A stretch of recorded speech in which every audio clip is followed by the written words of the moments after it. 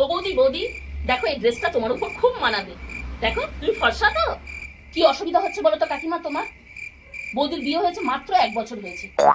ঘরে দুজন একজন করে ড্রামা কুইন থাকে, আমাদের ঘরে এবার থেকে দুজন করে ড্রামা কুইন, তুমি আর আমি। আমরা দুজনে এবার চুটিয়ে রিল বানাবো আর হেভি ডান্স গান। কেউ কিছু বললে এতদিন আমি একা একা রিল বানাতাম, এবার তুমি আমি মিলে রিল বানাবো। কি মজা! চলো। কি তুমি, তোমার মজা হবে না বৌদি? আমি তোমাকে এডিট করে দিচ্ছি, এবার থেকে আমি তোমাকে এডিট করে দেবো। আমার তো ব্যাস শুধু পড়াশোনা, আর কিছু কাজ নেই। তুমি তোমার মতন রান্না করবে আর ভিডিও বানাবে, এডিট করবো আমি। নো টেনশন, কোনো হেজিটেট করবে না। যা শেখার দরকার হবে আমার কাছে শিখবে, আমি তোমাকে সব হেল্প করে দেবো। বুঝেছো? এবার থেকে তুমি মনে করবে তোমার বোন এসেছে। আমারও তো কোনো বোন নেই বলো, দিদিও নেই, শুধু ভাই আছে। এবার থেকে আমারও একটা দিদি আসলো, আর তোমারও আমি কিন্তু বোন। বুঝতে পেরেছো? কোনো রকম হেজিটেট করবে না, আমি তোমাকে সব এডিট করে দেবো। তুমি ব্লগ বানাবে বৌদি, বুঝেছো? কোনো টেনশন করবে না, কাজের কোনো টেনশন করবে না। তুমি তোমার মতন রান্না করবে আর ভিডিও বানাবে, যা কিছু এডিটিং করার আমি করব। বুঝতে পেরেছো? চলো।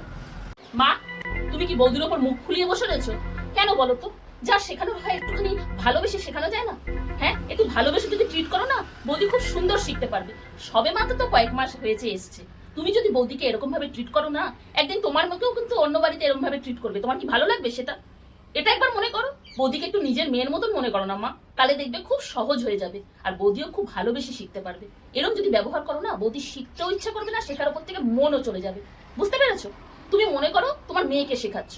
দাদা, তুই কি বলতো? বিয়ে হয়ে গেল আর রোমান্স শেষ? বৌদিকে নিয়ে একটু ডিনার করতে যেতে হয় না? একটু মানে মুভি টুভি দেখানোর কোনো আর ইচ্ছা হয় না? বিয়ের আগে তো খুব জেতিস দেখতাম। নাকি টিকিট কাটতে আলসেমি হচ্ছে? টিকিট কাটার দরকার হলে আমায় বল, আমি টিকিট কেটে দেবো। বৌদিকে নিয়ে তুই যা যা বলছি। এছাড়া মুখটা কিরকম গোমরা করে বসে থাকে। আর তোর যদি যেতে এত অনিচ্ছা থাকে আমাকে বল, আমি নিয়ে যাব। আমি ভাবছি কোথায় সে তার স্বামীর সাথে গেলে বেশি আনন্দ পাবে, তার জন্য আমি নিয়ে যাচ্ছি না। আর ব্যাস, বিয়ের আগে রোজ ঘুরতে নিয়ে যেতিস, বিয়ে হয়ে যেই ঘরে আসলো ব্যাস দিন রাত সে শুধু কাজ করবে, রান্নাবাড়ি করবে। একটু কি তাকে বাইরে নিয়ে যেতে নেই? সব বুদ্ধি লোপ হলো বিয়ের পরে তোর। পারিসও বটে। বলি ও বৌমা, বছর তো ঘুরে গেল, পোলাপানের মুখ দেখাইবে কবে? কি অসুবিধা হচ্ছে বলো তো কাকিমা তোমার? বৌদির বিয়ে হয়েছে মাত্র 1 বছর হয়েছে, একটু লাইফটা এনজয় করুক, এদিক ওদিক ঘুরুক, যদি কিছু নিজের পায়ে দাঁড়াতে হয় সেটা চেষ্টা করুক। এখনই বাচ্চা নিয়ে নেবে? তোমাদের না সত্যি মানে বিয়ে হতে পারলো কি পারলো না, ব্যাস শুরু হয়ে গেল তোমাদের। কবে বাচ্চার মুখ দেখবো, কবে নাতির মুখ দেখবো। আর আজকে বাচ্চা হলে তুমি কি তাকে পালন করবে? শুধু উল্টো পাল্টা তোমরা অ্যাডভাইস দিতে থাকো। যার বাচ্চা হবে তাকে চিন্তা করতে দাও, তোমাদের এত মাথা ব্যথার কোনো দরকার নেই। ও বৌদি বৌদি, দেখো এই ড্রেসটা তোমার উপর খুব মানাবে। দেখো তুমি ফর্সা তো। ঠাকুরজি, এটা শ্বশুর বাড়ি, সবকিছু পরা যায় না গো। বৌদি কোনো টেনশন নেবে না, তুমি তোমার যা মনে হবে তুমি তাই করবে। আমার ড্রেস তুমি করবে, আমি তোমার ড্রেস করবো, তুমি আমার ড্রেস করবে। কারোর কথা চিন্তা করবে না। মা বলো, কাকিমা বলো, পাড়ার মাসিমাদের বলো, কারোর কথা চিন্তা করবে না। আমার উপর ছেড়ে দাও, আমি দেখে নেবো এদের। বুঝতে পেরেছো?